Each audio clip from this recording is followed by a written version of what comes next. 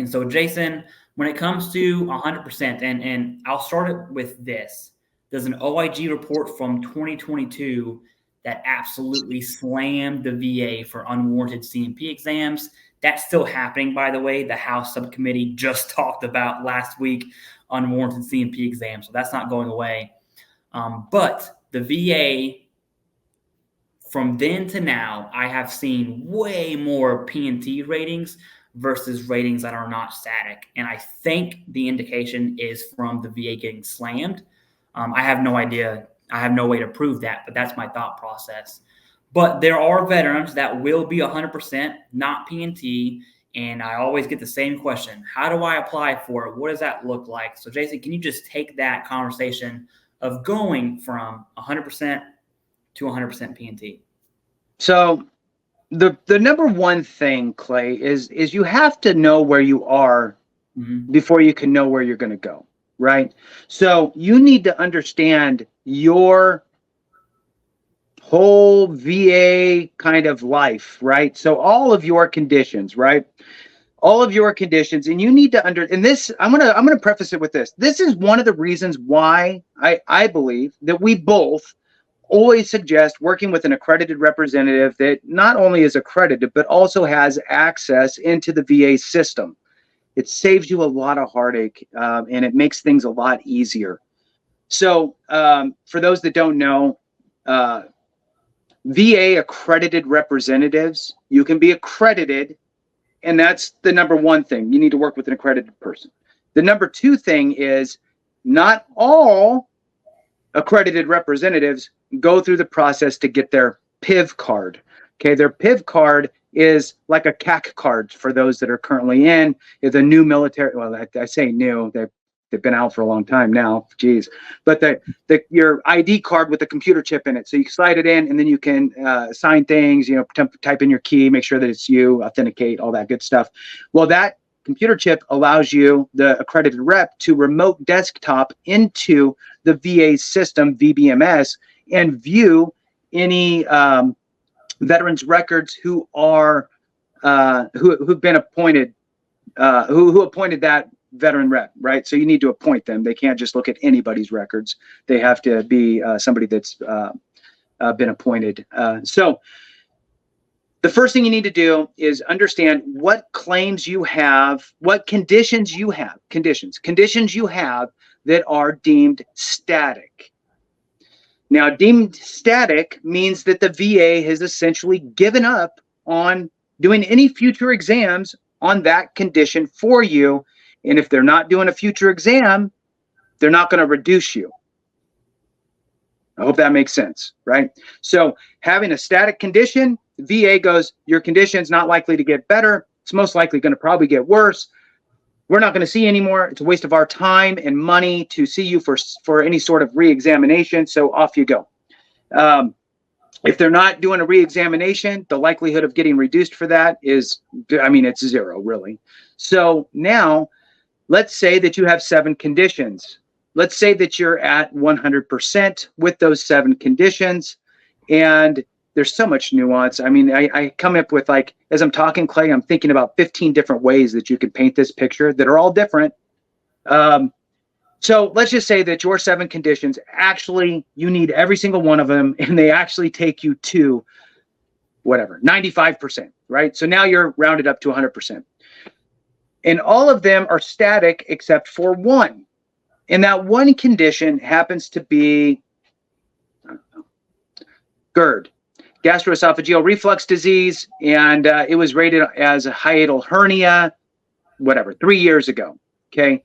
Well, now let's look at your medical records. If you have been rated for that for 3 years, what the VA is kind of waiting for here is you probably, if you look back at your decision letter, it probably says you're going to have a future exam because it's not static, number one. Most people don't sit there and read them all, first of all. And then the second thing is that even after you read them, you sit them somewhere, you lose them, they're gone. You don't know where that decision letter went because you're too busy checking your bank account.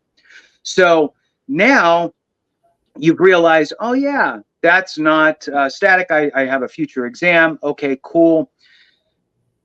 you need to make sure that you're continuing to see your doctor about the severity of your GERD, rated as, in this example, hiatal hernia. For those that don't know, it recently changed to esophageal stricture as the rating criteria for GERD, gastroesophageal reflux disease. God, it's a lot of words.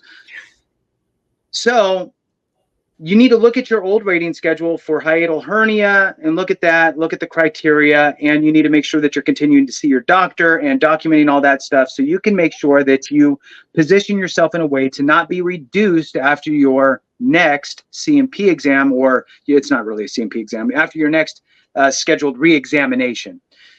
So then once you pass that and you hit the 5-year mark, for example, now all of a sudden you have a roadway into static condition.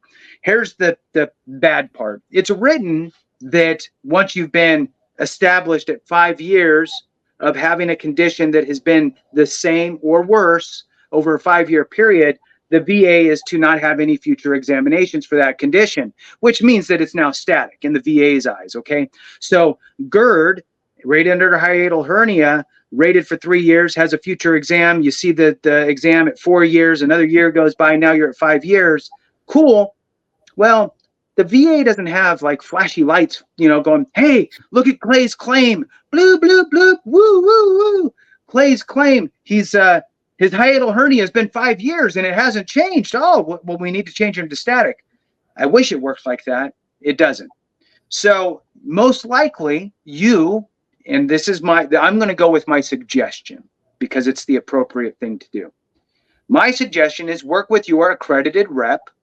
Let them know that you have been rated for 5 years for your GERD and that it's been static with your doctor, hasn't changed, and you want to make sure that you can get that changed to static with the VA and request 100% permanent in total, because now all of your conditions are static. Now you're going to need to provide proof, right? Mm-hmm. Sure, the VA saw you at 4 years. Well, that's not 5 years, right? So they saw you at their re-exam at 4. So there's still this outlying year. What I would personally do is go back to my doctor again, because you're treating this like it's a multi-million-dollar deal, because it is.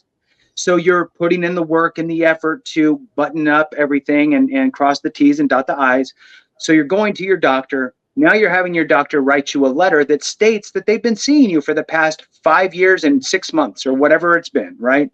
And that you're being treated for GERD and, you know, blah, blah, blah, some other things, and that your condition is deemed static in bold letters, and that it has not gotten any better and is most likely going to get worse over time.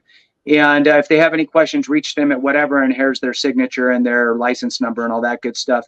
And get that letter and submit that along with any additional medical records that you have. And you know, I'm a fan of overkill a little bit sometimes if it's not hurting anything. Like, I would still do, the letter's probably good enough, but I'd probably do my letter. I'd probably do medical records for the past 5 years for that condition, even though they already may have some of that. I may also get copies of my prescription just to show, look, I'm prescribed this. Look, new prescription, just got it yesterday, and put that in there and button it all up, and with that letter on the top of it all, and submit that with my veteran service rep, who's going to then request that to be changed to static per the CFR and move over to permanent and total, because all of my conditions would now be static, which is what's needed to move to permanent and total. I know that was super long, Clay, and I know that you want to talk, so I'm just going to let you talk.